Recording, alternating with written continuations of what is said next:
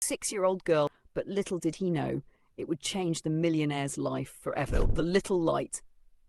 Fame and 38, he was already a self-made millionaire, the CEO of a tech empire, and the poster child for living the American dream. But beneath the surface, he was empty. No family, no real friends. Just a penthouse filled with silence and screens. One rainy afternoon, while being driven back from a conference, Ethan's car was forced to detour through a rougher part of town due to flooding. As they passed a narrow alley, something made him yell, "Stop!" His driver slammed the brakes. Ethan jumped out into the rain without an umbrella. He had seen a small figure slumped against a trash bin. It was a little girl, soaked, shivering, and clutching a torn teddy bear. "Hey, sweetheart, are you okay?" he asked gently. Her lips trembled. "My name is Lily. I lost my mommy." Ethan didn't hesitate. He scooped her up, wrapped his coat around her, and brought her to the car. They drove to the hospital. She was undernourished, bruised, and terrified. Social services were called. She had no known relatives. Her mother had been reported missing days ago. Ethan couldn't leave her. Something in his chest cracked open. "I'll pay for her care," he said. But it didn't stop there. Over the weeks that followed, Ethan visited Lily daily. Her smile began to return, and she told him stories about her dream of becoming an astronaut, how she named her teddy bear Mr. Moon, and how her mom used to sing her to sleep with lullabies about stars. Months passed. Her mother was never found. Ethan offered to become her guardian. The courts hesitated. What did a billionaire know about raising a child? But Ethan proved them wrong. He took classes, hired a warm, down-to-earth nanny, set aside time every day to just be with her. He stopped attending parties, cancelled unnecessary meetings, and began reading bedtime stories instead of corporate reports.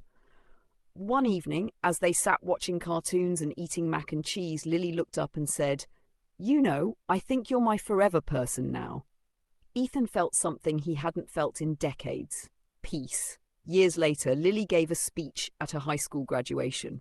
She was valedictorian. "I wouldn't be here if someone hadn't stopped his car in the rain," she said, smiling through tears. "He thought he was saving me, but really he saved us both." Would you like this adapted into a children's The Light Grows Brighter?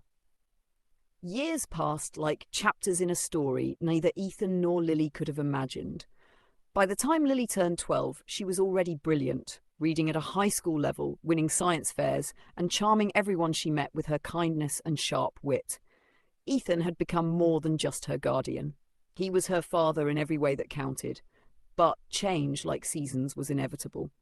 One autumn evening, Ethan received a call that shook his world again. It was Lily's biological grandmother, an estranged woman who had just learned of her daughter's disappearance and Lily's adoption. She wanted custody, and she was willing to fight for it in court. Ethan's heart dropped. He remembered how lost Lily had been, how hard she'd worked to feel safe again. "I can't lose her," he whispered, but he also knew the law didn't always work with the heart. The court battle was fierce. The grandmother painted Ethan as unfit, too rich, too busy, too emotionally distant. She came with lawyers, public opinion, and blood ties. Lily, now old enough to have a say, stood in front of the judge bravely.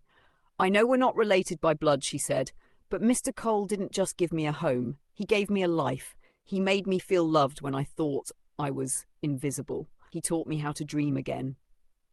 Tears streamed down Ethan's face.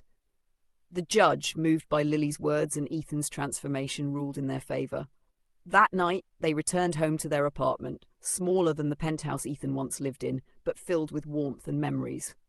On the living room wall hung a photo, Ethan and Lily both wearing lab coats, laughing in a homemade rocket-themed science lab. The victory reminded Ethan of something profound. It wasn't money that changed his life. It was love. The kind that sneaks up in the rain and asks nothing in return. Lily eventually grew up and became an aerospace engineer. Ethan, now semi-retired, started a foundation in her name to help foster children find permanent homes. In her first interview with NASA, Lily was asked what inspired her. She smiled and said, "I was saved once, not just from the cold, but from the kind of loneliness no child should ever know. And I was raised by someone who taught me that saving someone doesn't make you a hero. Loving them every day afterward does." To be continued. Would you like a Cole sat quietly at the edge of the crowd, heart pounding. The hangar was massive, filled with hundreds of people and broadcast cameras. Banners hung from the ceiling. First civilian space mission led by Lily Cole. Lily stood at the podium, now 22 years old. Poised, brilliant, a leader. This mission is about more than reaching the stars, she said. It's about the people who believed in us when we had nothing. It's about how love can launch you further than any rocket. She paused and looked directly at Ethan. My dad gave me the ground to stand on, so I could build my wings, and today he's coming with me. Ethan blinked, confused. Then she smiled and revealed the surprise. NASA has cleared him for launch as our honorary civilian aboard the Unity Horizon. He doesn't know it yet, but he's got a seat next to me. Gasps and applause rippled through the room. Ethan was frozen. He shook his head. Me? On a spaceship? Lily ran to him. You once saved me from the alley. Now I'm taking you to the stars. 2 weeks later, aboard the Unity Horizon, Ethan stared out the window, Earth curving beautifully beneath them. He had never felt so small, and yet so whole. I spent my life trying to conquer the world, he told Lily, floating beside her. But you showed me it's enough just to light up one soul. Lily smiled. You lit up mine, and now look how far we've gone. They held hands. 2 souls once lost in the chaos of the world, now orbiting above it. After retiring from spaceflight, Lily returned to Earth and founded the Cole Initiative, a program that provided housing, mentorship and scholarships to thousands of children in foster care. Ethan passed away peacefully in his 70s, surrounded by people whose lives he had changed without fanfare. Lily stood at his memorial, her voice steady. Ethan Cole once thought he saved a little girl, but the truth is, we saved each other. Love changed us. It made us unstoppable, and now his light lives on in every child who dares to believe they matter. Would You Initiative had become a global movement with centres in 17 countries. It provided not only shelter and education to orphans and foster youth, but also mentorship, therapy, and even space camp scholarships. All of it funded by a tech legacy and love. At its heart was Lily Cole, now 42, a household name not for her fame, but for her faith in people. One quiet spring morning, she walked through a garden built in Ethan's honour. The Garden of Second Chances, a space filled with engraved stones bearing the names of children helped by the initiative. She paused at a new one, Noah Santiago, age 9. I found my forever. A familiar tug hit her chest. Reminds you of someone? Asked a voice behind her. It was Maya, Ethan's former assistant, now director of the Cole Foundation. Lily smiled softly. Every child here reminds me of him. Maya handed her a worn journal. We found this in storage. It's Ethan's. Inside were pages of handwritten notes, musings, even letters to Lily he'd never shared.